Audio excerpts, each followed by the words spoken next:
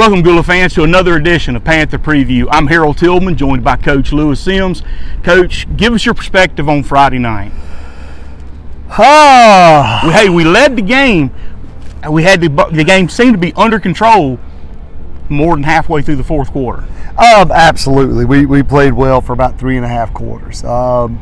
We needed to make a couple more plays. We always talk about 6 plays that need to be made.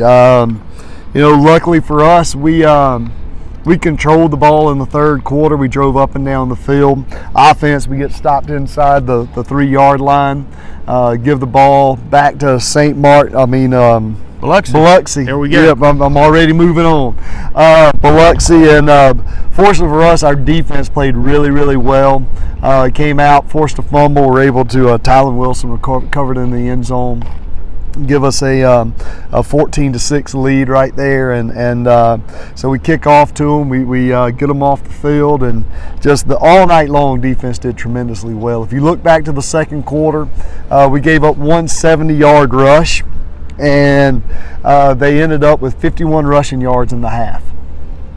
Let that sink in for a second. They had a 70-yard rush for a touchdown to make it 7-6, but they had 51 total yards rushing in the first half. We had a lot of stops. So we had some really good stops defensively, and to hold them to 15 points in the entire game was really, really big for us. But we end up, we get the ball back, we drive down, we get inside the 1, we get to the 6-inch line, and we're not able to punch it in.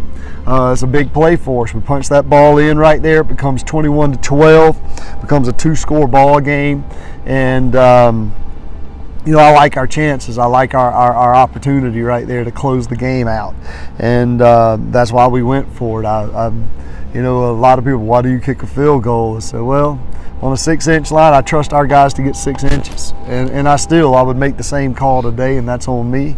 I just believe that we have the ability to get those 6 inches when we fire off the ball and do our jobs up front. And when all 11 are doing their jobs, we do move the ball and we do put it in the end zone. But it takes all 11 all the time doing their jobs, and that's what we're working on this week.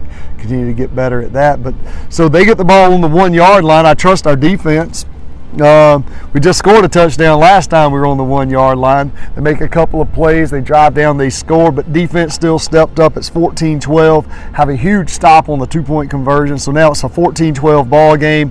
All we need to do is recover an onside kick. We put our hands team out there.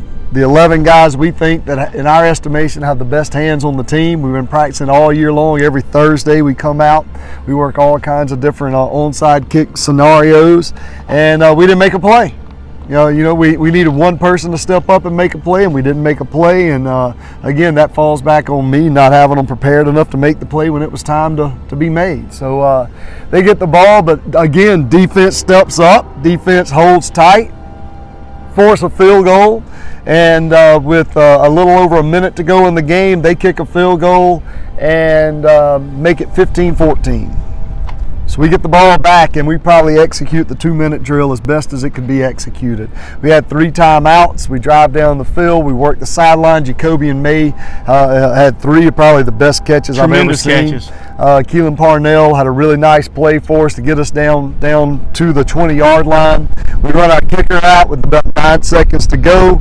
It's a 37-yard field goal that we've made in practice almost every day, and we end up going wide right. And at the end of the day, we had our opportunities. We didn't execute. So again, 15-14 loss to Biloxi, which effectively takes us out of the playoffs. So now we're playing for pride. We're playing for that Panther pride that we all stand for. So we've come out this week. We've had some really good practices.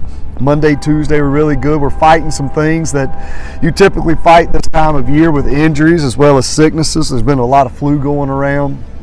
And so we're piecing together a group of guys that are going to plan on going over to St. Martin and just taking care of business, executing for 4 quarters and coming out with a W, and getting a win in the region, which is what we so desperately need.